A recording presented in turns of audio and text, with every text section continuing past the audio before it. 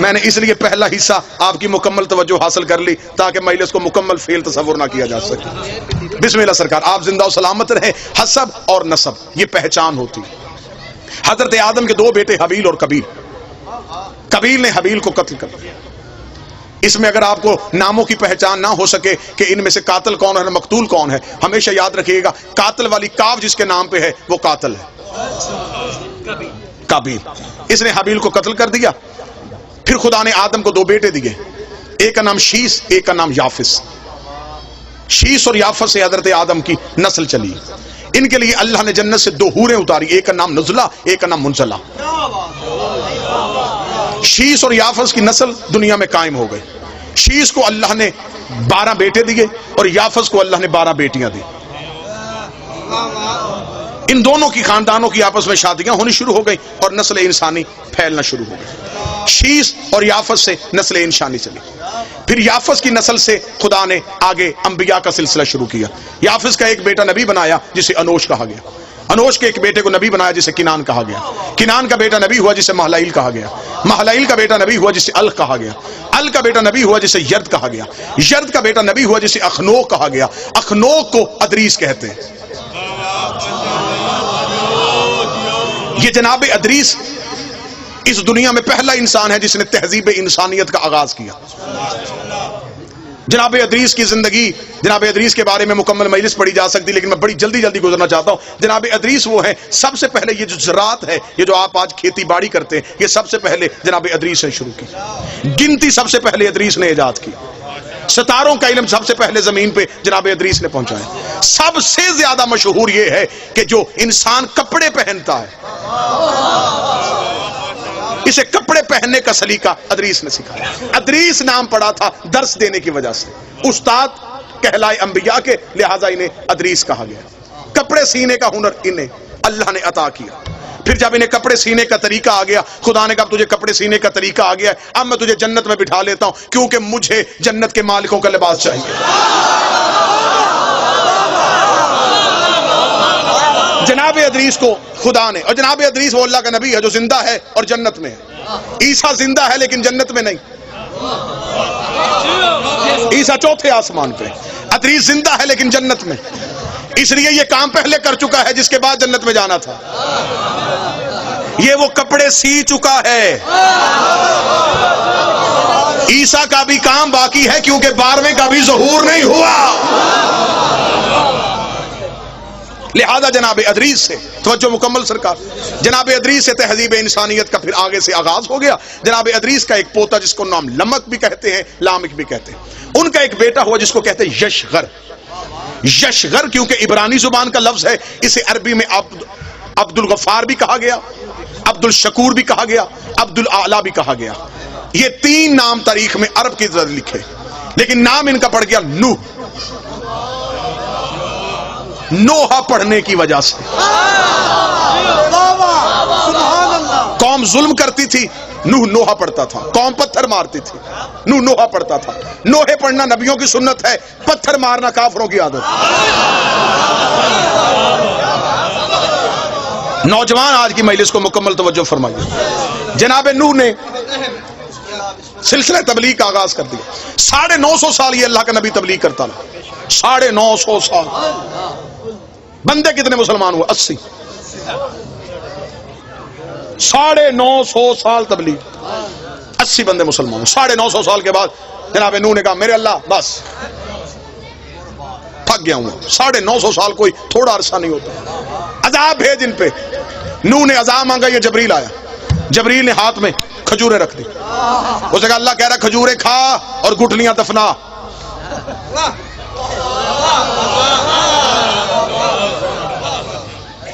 اب دیکھیں حد ہو گئی، اب مانگا اس نے، عذاب تھا۔ کھجوریں گئی۔ نوح نے کہا میں 950 سال کے بعد اگر مانگا ہی مانگا تو اس نے کھجوریں کیوں بھیج دی؟ جبریل نے کہا خدا کہہ رہا ہے کہ کھجوریں کھا اور اس کی گٹلیاں زمین میں دفنا، ان سے کھجور کا درخت پیدا ہوگا۔ جب وہ کھجور کا درخت پیدا ہو جائے اس کھجور کے درخت کے لکڑیاں اتارنا، اس لکڑی کے پھٹے بنانا، ان پھٹوں سے پھر ایک کشتی بنانا۔ نوح نے کہا کہ کیونکہ جو زمیندار بندے بیٹھے یہ میری اس بات کو ضرور یقیناً اس پہ دلیل دیں گے، کھجور وہ درخت ہے جو دیر سے جوان ہوتا ہے، بیری کہتا، سفیدہ کہتا، کوئی اور درخت کہتا، خدا نے کہا کھجور سے بنا۔ نوح نے کہا کھجور کب جوان ہوگی، کب لکڑیاں اتاروں گا؟ میں کسی اور درخت کی لکڑیاں اٹھا لوں؟ لفظ سننا، لفظ، میں کسی اور درخت کی لکڑی اٹھا کے اس سے بناؤں؟ جبریل نے کہا تجھے نہیں پتا سفینہ بننا ہے نجات کا، نجات کے سفینے کو یہاں کی لکڑی لگ ہی نہیں سکتی۔ کون شیعہ ہے جسے نبی کی حدیث نہیں یاد؟ نبی نے کہا میری اہل بیت کی مثال سفینہ نوح کی ہے، اگر نوح کی کشتی کو یہاں کی لکڑی نہیں لگتی تو اہل بیت میں کوئی گناہگار کیسے آ سکتا؟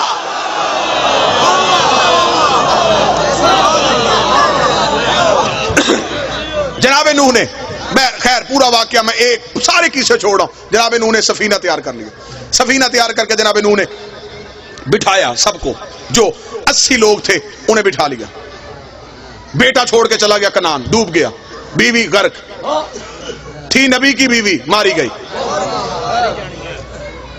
تھا نبی کا بیٹا غرق ہو گیا، جوڑے جوڑے بٹھانے شروع کر دیے، جانوروں کی ہر نسل، کیونکہ دوبارہ پوری دنیا نے غرق ہونا تھا، نئی دنیا آباد کرنی تھی، لہذا ہر مخلوق کا جوڑا چاہیے تھا۔ نبی نے بلایا ساری مخلوقات میں سے 80 انسان آ گئے اور ہر ایک جانور کا جوڑا جوڑا آنا شروع ہوا، حتیٰ کہ خنزیر جو ہے یہ بھی نوح کی کشتی کی طرف دوڑا۔ اس کی مادہ نے اس سے پوچھا کہاں جا رہا ہے؟ اس نے کہا تجھے نہیں پتا نبی بلا رہا ہے، اگر نہ گئے تو کل کو دنیا کہے گی تھی سور تھے نہیں آئے۔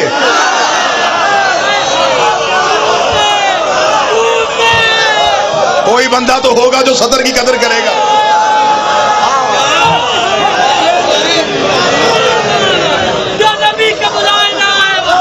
کل کو دنیا کہے گی، رائے نجم صاحب کل کو دنیا کہے گی خنزیر تھے نبی بلاتا رہا،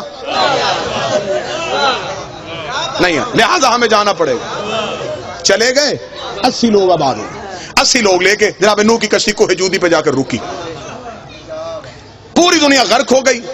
ترکی کے قریب ایک شہر آوران آج بھی ہے، یہ پہلا شہر ہے جناب نوح کے دور کا جو آباد ہوا۔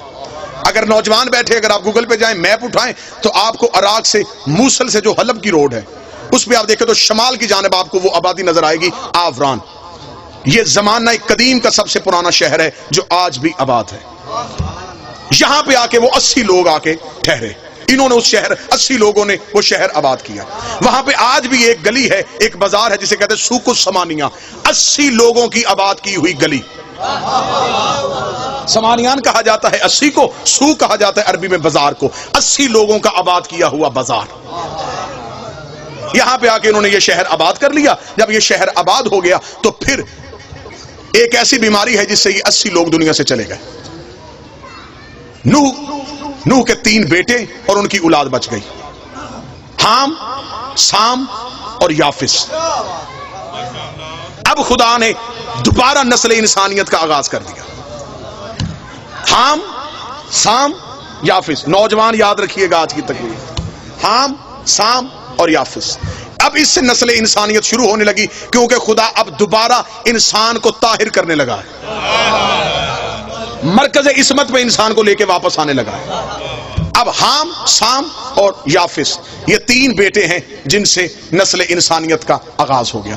حام کے 9 بیٹے، سام کے 9 بیٹے، یافس کے 11 بیٹے، جس سے نسل انسانی چلی۔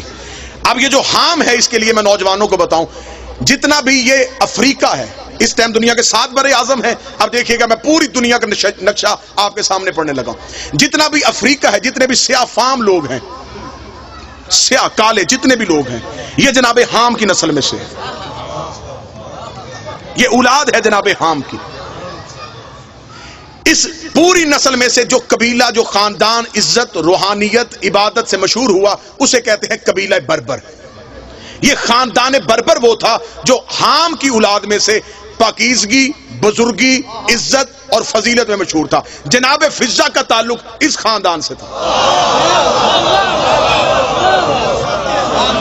اس خاندان کو نوبیہ بھی کہتے ہیں، اس لیے جناب فضہ کا ایک لقب ہے فضہ نوبیہ، اس خاندان بربر کی وجہ سے۔ یہ جناب حام کی اولاد ہے، یہ سارا سیافام علاقہ یہ جناب حام کی اولاد میں سے ہیں. اور یہ جو قبطی ہوتے ہیں، جو نجاشی بادشاہ، یہ سارے بھی حام کی نسل میں سے آئے. جناب سام آ گئے. اب جناب سام، جتنا بھی عرب ہے، یہ سام نے آ کے عرب کو آباد کیا. یہ عرب جسے ہم آج سعودی عرب کہتے ہیں، یا یہ عراق، یا جتنی بھی یہ علاقہ جہاں پہ عربی بولی جاتی ہے، یہ عرب، یہ سارا حجاز کہلاتا تھا.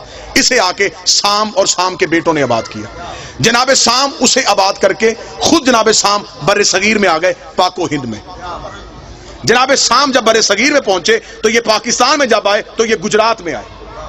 آج بھی ہیڈ مرالہ سے جلال پور جٹا کی طرف جاتے ہوئے وہاں پہ 18 نبیوں کی قبریں ہیں. آپ کو پورے پاکستان میں اکثر جگہوں پہ قبریں ملیں گی جسے ہمارے لوگ، زمانے کے لوگ کہتے ہیں 9 گزے. انہیں پیر سمجھا جاتا ہے. یہ جناب سام کی اولاد میں سے.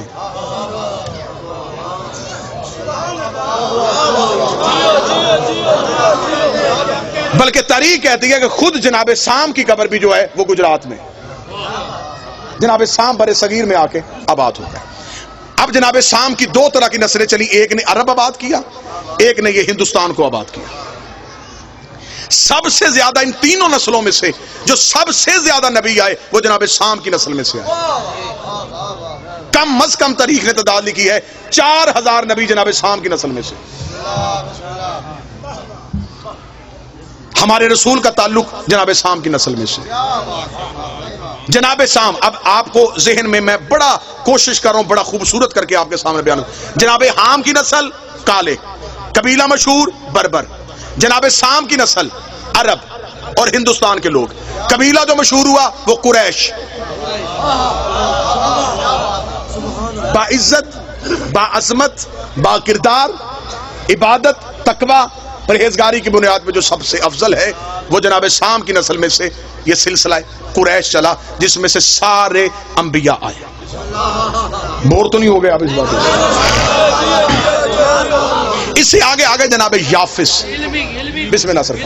اس سے آگے جناب یافس. جناب یافس نے آ کے جتنا بھی ہمارا یورپ ہے، آذربائیجان، ترکمانستان، اٹلی، یورپ، اس سارے کو آ کے جناب یافس کے بیٹوں نے آباد کیا.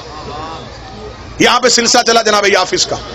جتنے بھی کیسر تھے، ایک بات ہمیشہ یاد رکھیے گا، اکثر ہمارے لوگ ایک بہت بڑی غلط فہمی میں ہیں، اور 98% لوگ اس غلط فہمی میں. وہ سمجھتے ہیں کہ فرعون نام تھا. وہ یہ سمجھتے ہیں کہ کیسر نام ہوتا ہے، کسرا نام ہوتا ہے. نہیں، جتنے بھی مصر کے بادشاہ ہوتے تھے ان سب کو فرعون کہا جاتا تھا. جتنے روم کے بادشاہ ہوتے تھے ان سب کو کیسر کہا جاتا تھا. جتنے ایران کے بادشاہ ہوتے تھے ان سب کو کسرا کہا جاتا تھا. اور جتنے عرب کے بادشاہ ہوتے تھے انہیں سردار کہا جاتا تھا.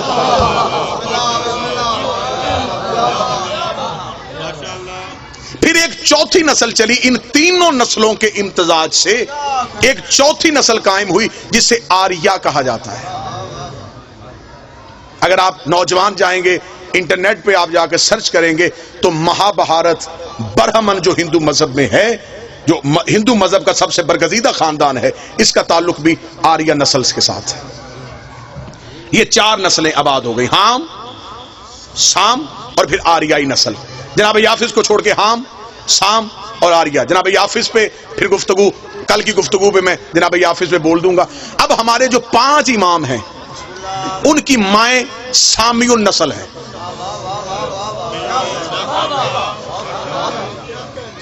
پیر ایسا ہونا چاہیے جس کی ماں کا بھی شجرہ پڑھو تو شرمندگی نہ ہو. امام ہونا ایسا چاہیے، مائیں بھی پاک ہوں، باپ بھی پاک ہوں. جب نبیوں کی مائیں زہرا کا مقابلہ نہیں کر سکتی تو بے اولاد مائیں زہرا کا مقابلہ کیسے کریں؟ سامی النسل. اب میں آپ کے سامنے پڑھ دیتا ہوں. جناب سام کا قبیلہ بربر. جناب حام کا جناب سام قبیلہ قریش. جناب سام کے قبیلے میں سے جو ہمارے 5 آئمہ کی والدہ امہات ہیں، مائیں ہیں مقدس، ان میں سے پہلی ماں مولا امیر المومنین کی والدہ جناب فاطمہ بنت اسد. اللہم صلی علی محمد و آل محمد. اسد کی بیٹی، نسل سام کی. مولا امام حسن اور امام حسین کی والدہ جناب سیدہ شہزادی کونین. نسل سام میں سے 3 امام ہو گئے جی. 5واں امام امام محمد باقر علیہ السلام. ان کی والدہ ہے فاطمہ بنت حسن, امام حسن کی بیٹی فاطمہ. ان کا تعلق بھی جناب سام کی نسل میں سے. ٹھیک ہو گیا. چوتھے امام جو ہے, چوتھے امام ان کی والدہ شہر بانو. شہر بانو کا تعلق آریہ نسل کے ساتھ ہے, ایرانی نسل کے ساتھ. یہ جتنی بھی پاک بیبیاں جن کے میں نام لے رہا ہوں, یہ ساری اپنے اپنے دور کی شہزادیاں ہیں.